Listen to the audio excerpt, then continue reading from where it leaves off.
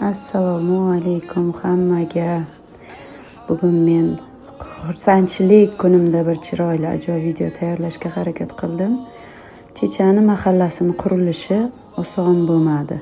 Lekin men bundan umuman xafa emasman. Juda xursandman. Bo'ldi, ba'zi bir tushunmovchiliklar, yaxshi-yomon kunlarimiz bo'ldi, lekin men barchasi uchun roziman. Barchasi uchun juda xursandman. Atrofimga shunday ajoyib odamlar yig'ilganda men juda ham xursandman.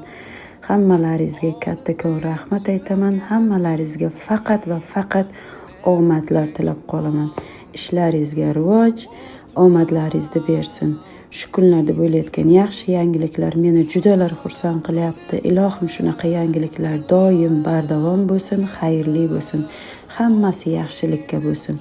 Barchangizga hayotingizda bo'layotgan yangiliklar uchun men juda ham xursandman. Birgalikda xursandman.